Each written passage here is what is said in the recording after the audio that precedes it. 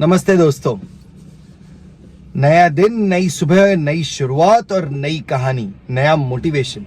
बड़ी ही प्यारी सी कहानी है। कई बार मैंने भी अपने मम्मी पापा और दोस्तों से सवाल पूछा हुआ है कि यार एक ही टाइम पे हम लोग सबने जन्म लिया होता है, कई लोगों ने एक ही टाइम पे जन्म लिया होता है, पर सबकी डेस्टिनी, सबका भविष्य, सबका किस्मत अलग क्यों होती है। तो काफी टाइम से मैं सर्च कर रहा था और इस चीज के बारे में मुझे एक स्टोरी मिली, एक कहानी मिली है जो मैं आप सबके साथ शेयर करना चाहूंगा। ये सेम सवाल एक राजा ने अपने दरबार में विद्वानों से पूछा। कई सारे विद्वान थे, उन्होंने राजा ने यही सवाल पूछा कि एक ही समय पर पैदा हुए अलग अलग लोगों का भविष्य, किस्मत अलग अलग क्यों होती है, भाग्य अलग अलग क्यों होता है। उन विद्वानों में से एक विद्वान उठा और उन्होंने कहा कि दूर एक महात्मा तपस्या कर रहे हैं, तुम उनसे जाकर पूछो, वो तुम्हें जरूर जवाब दे देंगे। क्योंकि राजा बहुत क्यूरियस था, उत्सुक था, तो राजा फट से पहुंच गए दूर पहाड़ी पर। वहां एक जाकर देखा उन्होंने, एक महात्मा अंगारे खा रहे थे।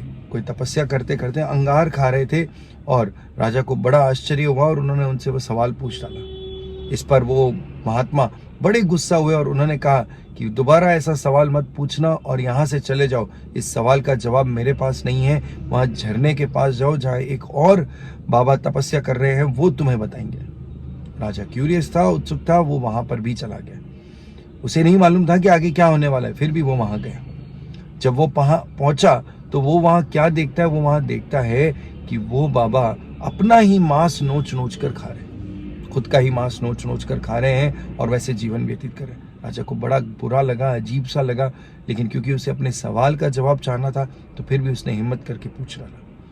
जब उन्होंने उससे पूछा तो वो महात्मा बड़ा गुस्सा हो गए। उन्होंने कहा, मेरे पास तुम्हारे सवाल का जवाब नहीं है, यहाँ से चले जाओ। तुम्हारे सवाल का जवाब गांव में एक छोटा बच्चा 4-5 साल का है जो मरने वाला है, वो तुम्हें जवाब देगा। राजा को बड़ा आश्चर्य हुआ कि 4-5 साल का बच्चा मरने वाला है और वो मेरे सवाल का जवाब देगा। इतने गहन सवाल का क्या कर सकता है। और कहीं से उसके पास ऑप्शन नहीं था, तो राजा जाकर गाँव पहुंच गया। गाँव में बच्चों के बारे में पता किया और जब पता चला तो वो उस बच्चे के पास पहुंचे। उस बच्चे की तबीयत बड़ी खराब थी, माता पिता उसके पास थे और जैसे ही वो राजा से मिला, राजा ने उन्हें सवाल किया कि बच्चा मुझे ये बताओ कि एक ही समय पर जन्मे अलग अलग बच्चों, अलग अलग लोगों का भाग्य अलग कैसे हो सकता है। उस बच्चे ने उनका सवाल सुना और मुस्कुराया। उस बच्चे ने यह भी कहा कि तुम जाकर महात्मा से भी मिलकर आए हो और बाबा से भी मिलकर आए हो। राजा आश्चर्यचकित हो गए कि इतने छोटे से बच्चे को ये सब कैसे पता। तो उस बच्चे ने यह बताया कि पिछले जन्म में हम चारों भाई हुआ करते थे। राजा के बारे में, महात्मा, बाबा और वो बच्चा, चारों भाई हुआ करते थे।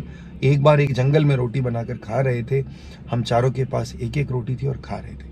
तभी एक साधु आए, उन्हें बड़ी भूख लगी थी और उन्होंने रोटी मांगी, हमसे खाने के लिए कुछ मांगा। तो जो सबसे बड़े महात्मा थे, जो तपस्या करके अंगारे खा रहे थे, जब उनसे मांगी गई तो उन महात्मा ने कहा था, अगर मैं अपनी रोटी तुम्हें दे दूंगा तो क्या मैं अंगारे खाऊंगा। उन्होंने मना कर दिया। फिर उन्होंने दूसरे वाले से पूछा तो उन्होंने ये कहा कि अगर मैं तुम्हें अपना खाना दे दूं तो क्या मैं अपना मांस नोच के खाऊं। तो उनसे भी वो नाराज हो गए, मतलब नहीं दिया, उन्होंने भी वो रोटी नहीं दी। उसके बाद उन्होंने जो अभी बच्चा है उससे पूछा तो क्या अगर मैं तुम्हें रोटी दे दूंगा तो मैं तो भूखमरी से ही मर जाऊंगा। तो वो भी नहीं दी।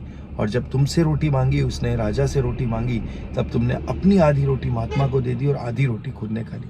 इससे महात्मा का पेट भर गया, या ये कह दो थोड़ी उनकी भूख शांत हो गई और उन्होंने बाकी 3 को श्राप दे दिया और तुम्हें आशीर्वाद मिल गया। तो दोस्तों, ये जो कहा जाता है कि पिछले कर्मों की सजा या पिछले कर्मों का इफेक्ट है, ये मुझे लगता है कि शायद सही है।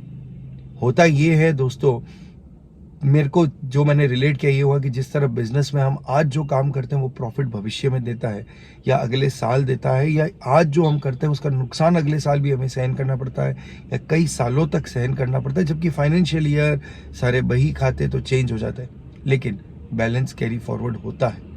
यहाँ पर भी बैलेंस कैरी फॉरवर्ड होता है, बस आपके कर्मों का बैलेंस है। तो अगर आप अपनी इस लाइफ में दुखी हैं किसी चीज को लेकर, तो वो शायद पिछले कर्मों की सजा है और आप अगले जन्म में कोई सजा नहीं पाना चाहते हैं। अच्छा करते रहिए। और वैसे भी अच्छा करना गलत नहीं है, आसान है अच्छा करना। बुरा करने के लिए बहुत कुछ सोचना पड़ता है, खुद का खून जलाना पड़ता है, सामने वाले का खून जलाना पड़ता है। अच्छा करो, खुद भी खुश रहो, सामने वाला भी खुश रहेगा। नमस्ते, ये थी आज की धीरज की वाणी। कैसी लगी जरूर बताएं कमेंट बॉक्स में। Thank you.